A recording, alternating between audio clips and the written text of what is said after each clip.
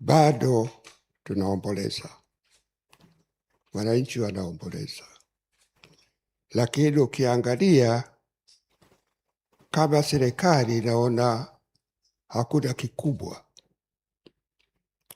ama hata yale tuwe na taifa, tuwe na siku ya kuomboleza, husikii chochote, wanaona kama kitu cha kawaida.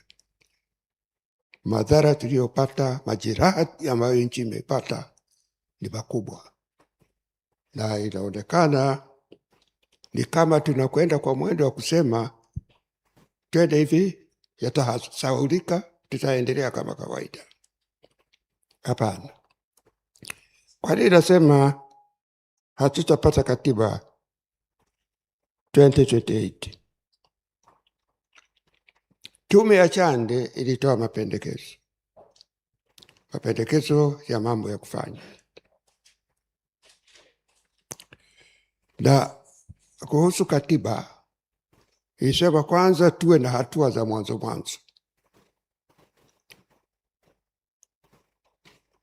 Kwanza uwe na kamati ya majaji wafanye kazi kujua nani walihusika katika vurugu zilizotokea 2025. Wamepewa muda, sijui ni muda gani wamepewa. Kamati ya Lila imepewa wiki 5, lakini kukiwa na mahitaji wataongezewa. Wakimaliza hao, uwe na kamati ya wataalamu wa kisheria, walinganishe katiba ya sasa, rasimu ya tume ya mabadiliko ya katiba na katiba inayopendekezwa. Tarudia yale niliyomwambia Jenerali. Hiyo kamati ikishamaliza hiyo, ipate maoni ya wananchi. Hiyo maana yake ni tume nyingine, kwa sababu kama unataka kupata maoni ya wananchi huwezi kuyapata kwa mwezi mmoja, lazima utoe muda wa kutosha, labda miezi 6 hivi. Sasa wakishamaliza hiyo, umepata maoni ya wananchi, then unachukua na tume ya maridhiano. Na tume ya maridhiano haitafanya kazi kwa muda wa wiki chache ama miezi michache, kwa sababu kufuatana na ripoti ya Jaji Chande, tume hiyo itashughulikia masuala mtambuka, mambo ya kisiasa, mambo ya kijamii, mambo ya kiuchumi. Nadhani alipokuwa akieleza Profesa Akechi, matatizo ya tume zilizopita hayakuenda katika maeneo fulani. Sasa kama tunataka kuwa na tume ya maridhiano, ni lazima ipewe muda wa kutosha. Sioni kama unaweza kuipata katika miezi michache. Sasa ukimaliza hiyo, ndio unakwenda kwenye katiba. Mzungumze, mkubaliane juu ya katiba, kisha upate utaratibu wa kupitisha hayo mliokubaliana. Kisha ipitisha, iende kwenye referendum. Ikitoka kwenye referendum, lazima kabla haijatumika uwe na kipindi cha mpito ambacho sasa sheria, kanuni, taratibu zitatengenezwa ili iweze kutumika katiba hiyo. Sasa unauliza muda wa mpito ule. Kuna mambo mengine kama aliyokuwa kwenye rasimu, kama ya uchaguzi. Inatungwa sheria ya uchaguzi, ili ifanye kazi lazima utie taratibu zote zile. Tunayo sheria ya uchaguzi ambayo inafanana na mapendekezo ya tume, lakini haifanyi kazi kwa sababu ile ni lazima upate wajumbe kwa utaratibu fulani, uweke taratibu nyingine, lakini tunasema tumetunga ile sheria, sasa unaita tume huru ambayo haikufuata yale masharti yaliyo katika sheria. Lakini kuna mambo mengine, kuna masuala mazito ya katiba ambayo lazima tufikie mwafaka. Unayo masuala ya mfumo wa uchaguzi. Hilo ni masuala moja kubwa. Unayo swala la mgawanyo wa madaraka. Una swala la muungano na una swala la maadili. Haya yote ni mazito. Hivi kama tukikubaliana kwamba tunakuwa na muundo wa muungano wa serikali tatu, kama tukikubaliana hivi kwamba tutakuwa na muundo wa serikali tatu, ukishaipitisha hiyo katiba haitatumika mpaka kwanza utunge katiba ya Tanganyika.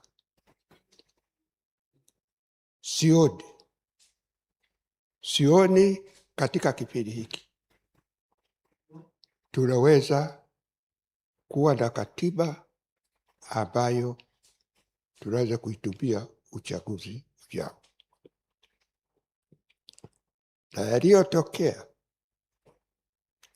mwaka jana, kama hatutakuwa tuna katiba mpya ambayo inaweza kutumika, yaliyotokea mwaka jana yanaweza kuwa mabaya zaidi kwa kipindi kitachokuja. Mimi naona kama hizi tume ni kama utaratibu wa kwenda mpaka tusahau, lakini yaliyotokea mwaka jana huwezi kusahau, huwezi. Na tusipoangalia, sisi tulikuwa tunasifika kwamba ni nchi ya amani. Majirani zetu wengi walikuwa wanakuja kupata hifadhi hapa kwa sababu kwao hakukuwa na amani. Kama tusipoangalia, tutajikuta wakimbizi kwenda mahali fulani. Mimi sijui, maana nikiangalia wanavyoona mambo, katiba tumeizungumza tangu mwaka 92. Mahali pa kubadili tunajua, sio kwamba hatujui, tunajua. Lakini wanaohusika tufikie hapo wanasita. Mimi sijui kwa nini wanasita. Ni masuala machache sana, yale mazito. Tukishakubaliana hakuna matatizo.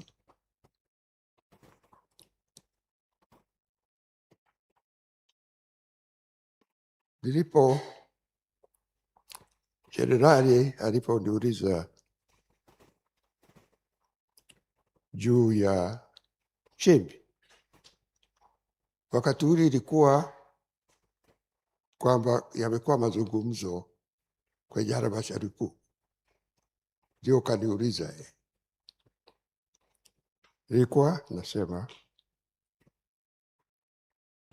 yanakwenda na mchakato huu tulionao.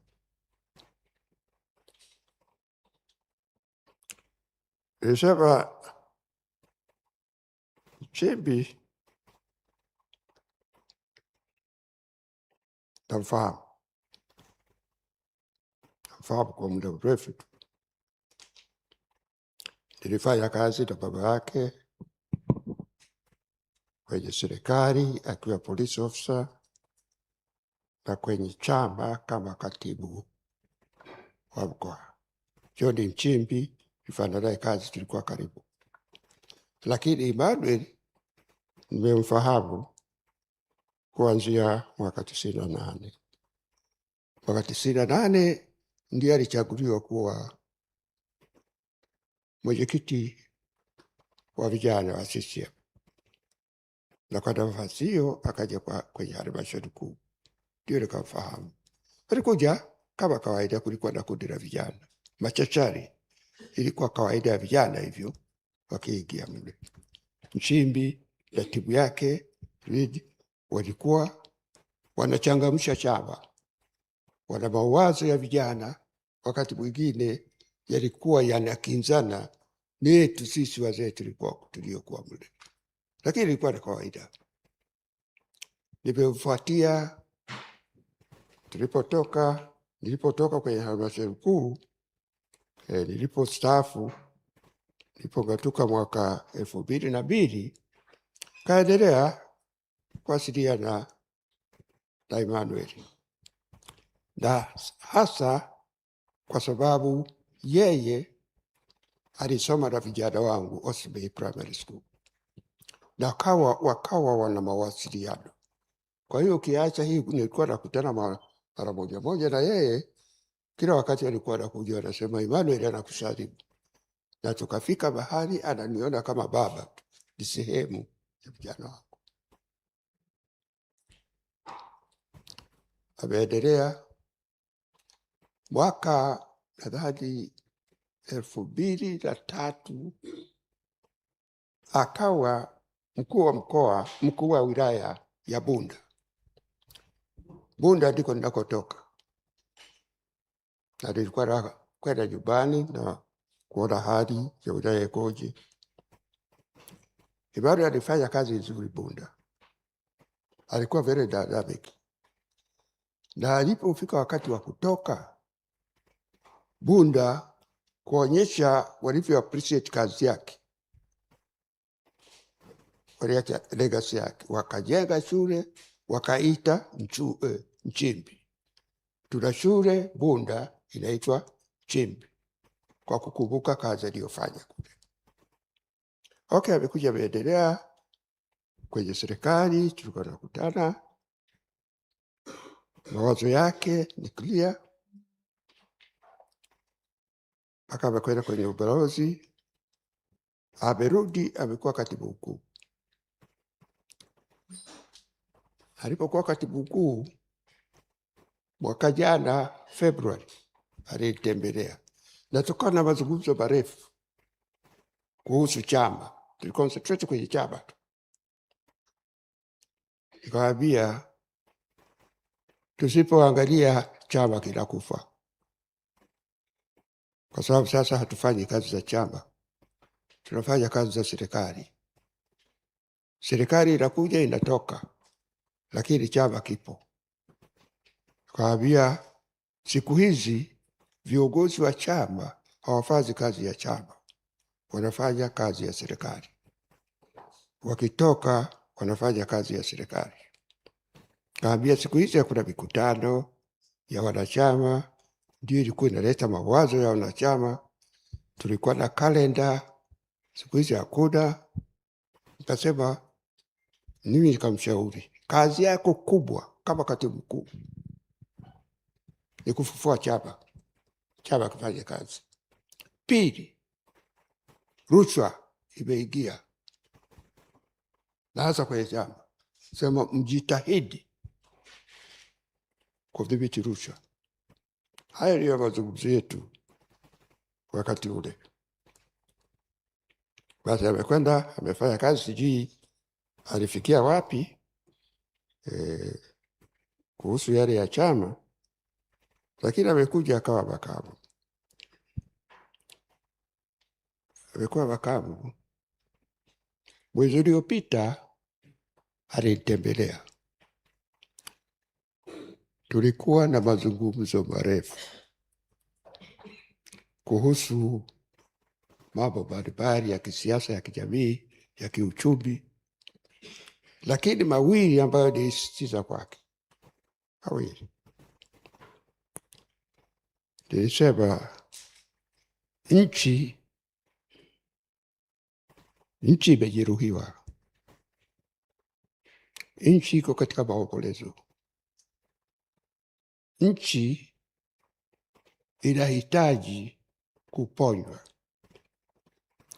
Lakini matatizo yote tunayopata haya, chanzo chake ni katiba mpya, kwa sababu matatizo ambayo yametufikisha hapa ni kwamba hatujapata katiba mpya. Kwa hiyo ushauri wangu ni kwamba mjitahidi tupate katiba mpya, na nilikuwa wazi kwamba katika yote tuliyofanya, kusita kulichofanya tusifike katiba mpya uko kwenye serikali na CCM. Ikifika wakati serikali kwa dhati kabisa, CCM kwa dhati kabisa inasema tupate katiba mpya, tutaipata. Kwa hiyo jukumu mlilonalo ni kubwa, kwa sababu ni serikali ambayo iliamua kwenye awamu ya 5 kwamba katiba sio priority, sio kipaumbele.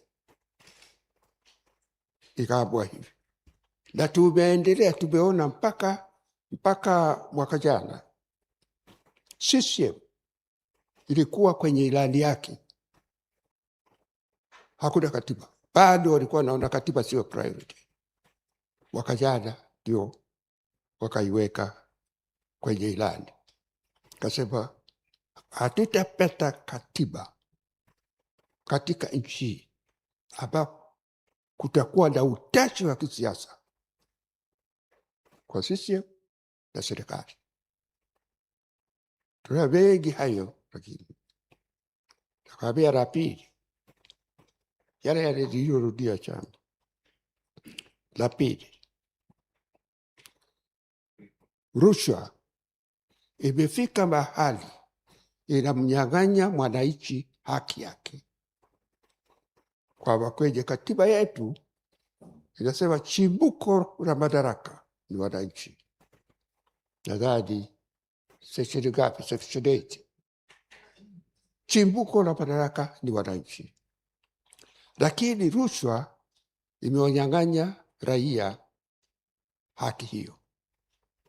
Lazima juhudi za makusudi zichukuliwe na uongozi kuondoa hili, ili wananchi wapate haki yao. Na nikasema ni gumu, kwa sababu viongozi wenyewe siku hizi unaweza kusema kama wewe sio mtu wa rushwa, kama wewe sio mpokea rushwa, huwezi kupata uongozi katika nchi, kwa sababu uchaguzi katika nchi, uchaguzi wa serikali, uchaguzi wa vyama, uchaguzi wa taasisi za kiraia ni rushwa. Kwa hiyo inakuwa kama ni taifa tunajenga mazingira ambapo corruption ndio sifa kubwa ya uongozi. Kasema hili ni lazima lifanywe kazi. Sasa nilipoona nasema nilifuatia rushwa, aliniambia ndio mzee, yote ni wazito, nitafikisha ujumbe kwa wenzangu serikalini. Sasa nilipo Ulaya, kwa sababu nilivyosema namfahamu Nchimbi, kitu kimoja, Nchimbi sio chawa wa aina yoyote. Nchimbi alipokuwa kwenye chama hakuwa chawa na vijana wenzake, na ameendelea hivyo hivyo, na mmemwona matamko aliyokuwa akitoa ni yale alikuwa na abidi. Mkiona kuna wakati fulani nadhani viongozi wa Chadema walikamatwa, sijui kama Heche huko Mbeya kule, walikamatwa kule. Nchimbi akiwa katibu mkuu wa chama akasema waachieni tushindane kisiasa. Katika uchaguzi wa serikali za mitaa 2024. Unajua Nchimbi alitoka akatamka kwamba nimekwenda kumwona mwenyekiti wangu ambaye pia ndiye rais, kwamba haya madogo madogo yanayofanya yaachwe, tushindane kisiasa. Divisimo walikuwa naitoa tofauti ya uongozi, na mmekuwa mkimwona anatoa matamshi, anasema kama mwana CCM akifanya jambo la ovyo mimi nakemea. Hakuna cha kusema kwamba huyu sisi mawafanya ukaa kimya.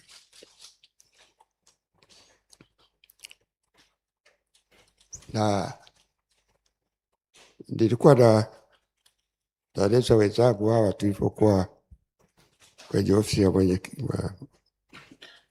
mwenyekiti, kwa hili ilipotokea lile kwamba anapelekwa kwenye kamati ya maadili, jenerali akaniuliza swali juu ya hilo. Mimi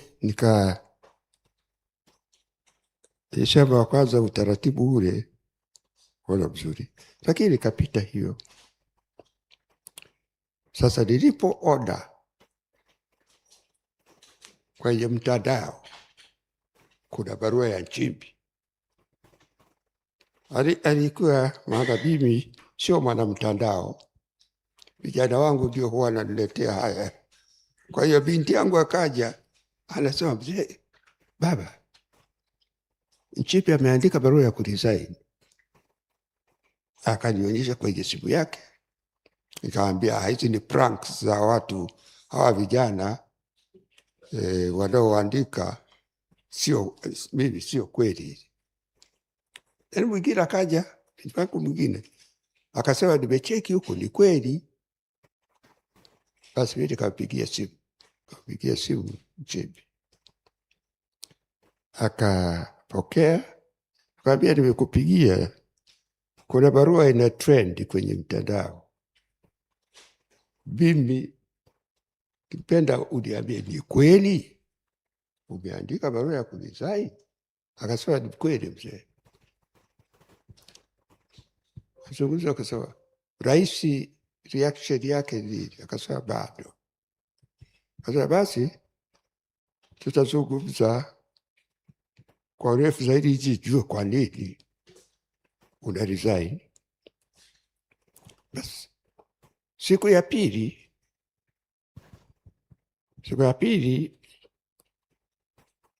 nikasikia halmashauri kuu inakutana, nikapigia simu, haikupokelewa. Basi nikaashumu kwa kuwa bado ni makamu, bado labda yuko kwenye halmashauri kuu.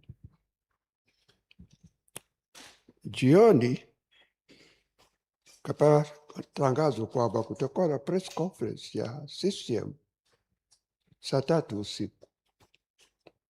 Nikapigia simu, haikupokelewa. Nikapiga ujumbe, haukujibiwa.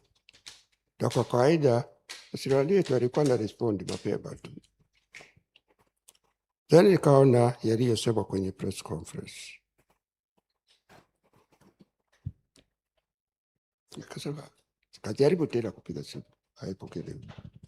Then asubuhi nikaona wanasema amenyang'anywa simu zake. Sasa mimi nikanishangaza kidogo, maana nimekuwa kwenye chama, nachukua hatua za nidhamu, lakini baada ya hapo mtu ni huru. Sasa mimi waliponiambia kwamba wamesema sijui yuko kizuizini ama nini, bado sijaamini kwa sababu sioni msingi wake. Lakini moja ndiyo ya matatizo tuliyo nayo. Ukiangalia ahadi zetu wana CCM, moja inasema nitasema kweli daima, fitina mwiko. iko kwenye ahadi zetu. Lakini siku hizi ukisema ukweli umeanzisha fitina, unaweza hata kususiwa. Kwa hiyo naona tatizo hilo, kwa sababu CCM ni mwaka jana imetia katiba katika ilani yake, na baadaye sasa Nchimbi alipokutana, nani wa harakati wako hapa aliokutana nani? Alipokutana nao akawahamasisha tupate katiba mapema. Katika tuhuma ambazo inasemekana amepewa ni kusema hivi, na hiyo ndio inanipa wasiwasi. Kweli tuna utashi wa siasa ama tunatia tuendelee hivi, isahau tutafika 2030 hatuna katiba mpya inayotumika, na hali ninavyoiona inaweza kuwa kuna mlipuko. Na ndio maana jenerali aliponiuliza nilisema sioni uwezekano huu. Kwa hiyo tuwe na kitu cha mpito hivi. Nikasema tuchukue maeneo yale ya katiba ambayo ni muhimu, tuzungumze, tukubaliane, tutunge sheria kama ilivyotungwa sheria ya uchaguzi. Wakati tunangojea katiba mpya, katika maeneo hayo, mfumo wa uchaguzi, mgawanyo wa madaraka, muungano na maadili, haya manne tukiyachukua, labda na mgombea binafsi, kwa hiyo iko kwenye katiba inayopendekezwa, lakini imetiliwa masharti ajabu. Hayo tuyafanyie kazi, na tuyafanyie kazi kama kweli tuna utashi wa kisiasa, tuyakamilishe mwaka ujao. Tukiyakamilisha hayo, then tunaweza kuwa na matumaini kwamba uchaguzi unao wa mwaka 30 utakuwa wa haki kuliko ilivyokuwa. La sivyo tutaendelea na utaratibu wa kuengua, utaratibu wa kurabubu. Unapata matokeo percentage ambayo mtu mwenye akili katika nchi hii hawezi kuifikiria kwamba inaweza kutokea, na hiyo italeta mgongano. Na tunaweza, kipindi mwaka jana watu wamekufa, sasa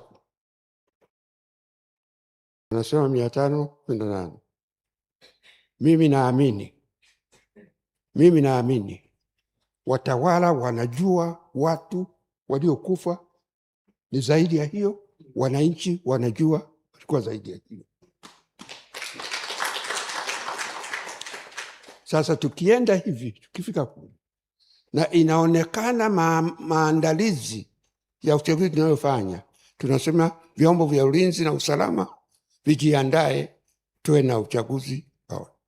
Sasa tumeona vyombo vya ulinzi na usalama wanafanya nini kujiandaa, kwa sababu walijiandaa kwa uchaguzi uliopita mwaka jana, matokeo yake ni watu kufa.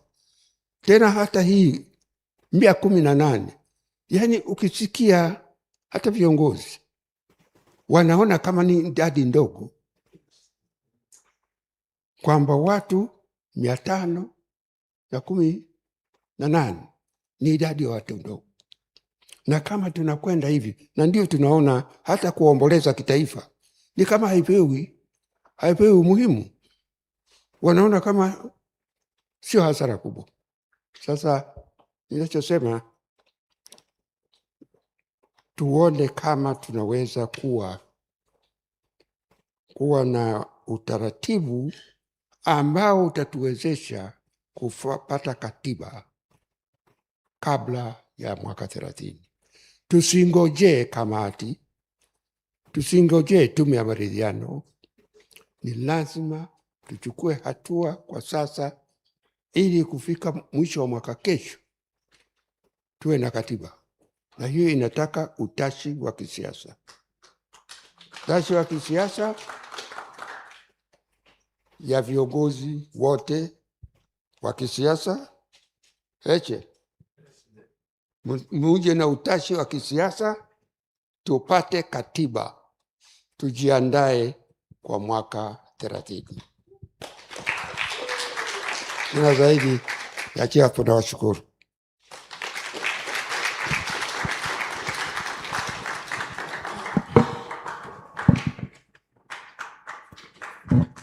Asante sana mzee. Mnaruhusiwa kumpigia makofi wale mnaokubaliana naye.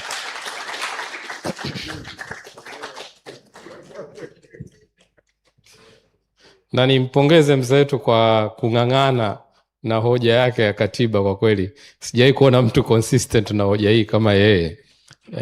Na hata juzi kwenye ule mzengwe, mimi nilimwambia jenerali nampa pole sana mzee, kwa sababu sijui alitumwa na nani siku ile kwenda unaitwa mzengwe, naona alimzingua kweli kweli kwenye mahojiano yale, na hakutoka kwenye